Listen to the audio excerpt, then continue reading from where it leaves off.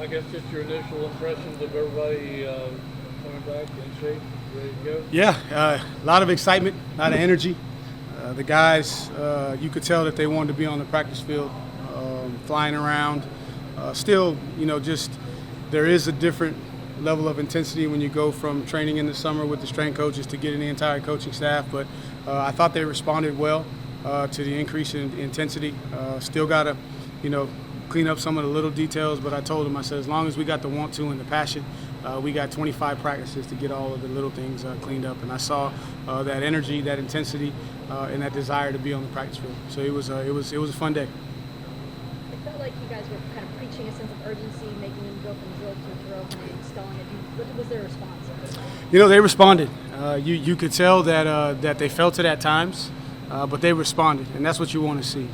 The intent is to make practice tougher than the games, and also having a mindset, that we can go all day. It doesn't matter, and we're going to have the mindset that we're going to attack every drill. And part of developing that attacking mindset is when you're tired, you still run from drill to drill.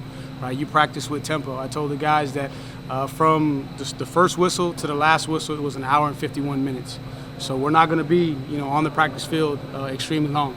But when we're on the practice field, we're going to go, and we're going to practice fast. We're trying to get 40 reps in a 20-minute period. That's every 30 seconds, and we actually finished in about 17 minutes. So the guys were moving. And so for me, it's the core values, the tempo of practice, the organization of practice, and then we'll clean up all the details during the course of the day when we have sit-down meetings with the players.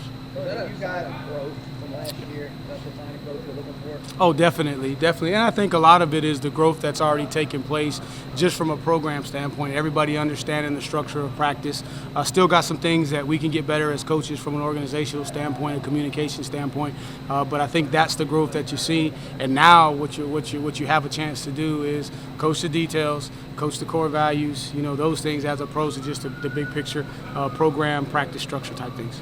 Tony, you got some guys back on defense, Ahern, Sue, Sanker, who did not go full out in the spring. How much closer is the defense to being kind of what you envisioned it, something like this? Man, it was fun to see Jonas flying around. I didn't get to see that in the spring, and Ahern as well, and Famui was down a little bit for a while, and Chico, they're still kind of being nursed back. They're not ready to have full contact yet, but we're getting closer, and that's big because we're going to have an opportunity to rep a lot of guys, and then hopefully what that's going to do is they're going to set the motto and they're going to help the maturation process of the young guys that were brought in. How would you evaluate Tony Musket on day one? Tony Musket was solid. I'm sure there's a couple plays. Again, a lot of stuff moving fast. First time out there now where it's a different tempo. Coaches are hollering, creating a little bit of chaos. You got the music going. Did a lot of good things, but there's a couple plays I saw where, but I liked how he responded. So if there was a play that wasn't quite how he wanted it to be, the next play he was dialed in and responding, and that's what you want out of a veteran guy, out of any player, to be honest with you, is when they make a mistake, they got the mental toughness to flush it and move on. What do you want to see from Calandria this August that would make you comfortable putting it in a game if you had to?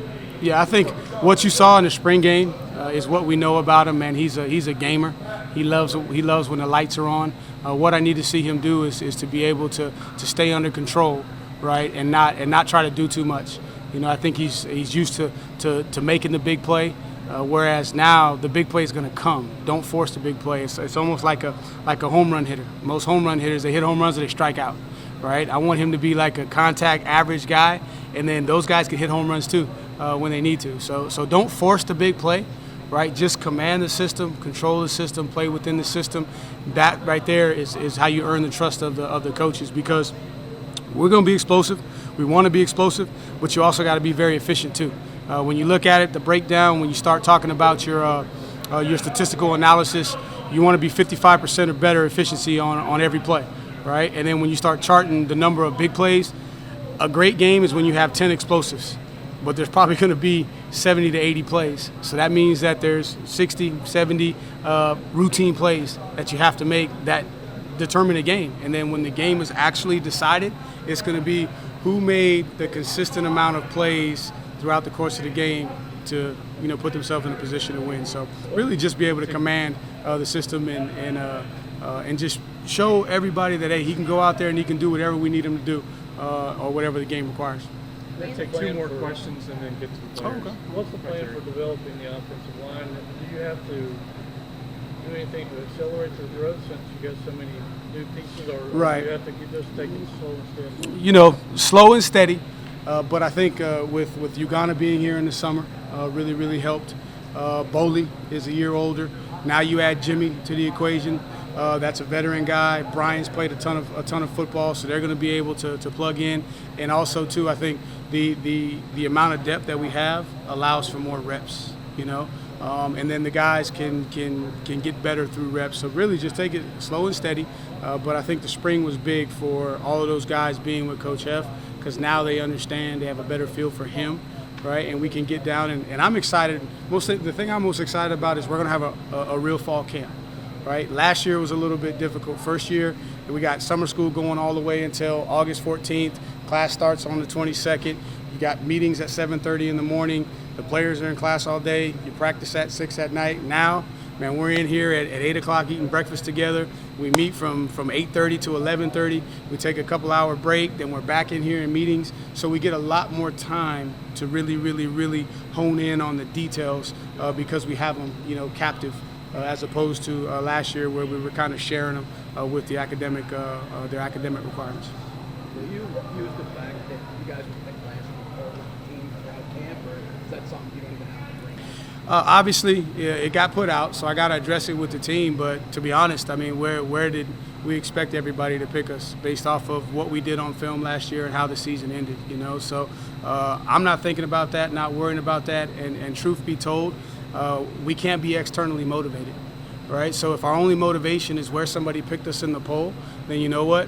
We're not going to have the proper competitive stamina, because then now all we're doing is we're working to the circumstance, the situation, as opposed to what do we believe we're capable of, right? What's it going to take, and can we day after day come out with the right mindset, the right commitment, regardless of what the situation, regardless of how hot it is, what time we're practicing, can we perform to a standard play after play, day after day, regardless of what's going on, then we'll have a chance to settle it on the field. And all I'm worried about is where we finish, right? You know, that's all that matters. They don't give a trophy for that, but I wouldn't expect anybody to say, because there's just so much unknown, you know, about this team, which I like, right? Because we're going to go to work and we can eliminate that distraction, and we'll have a chance, 12 opportunities come the fall.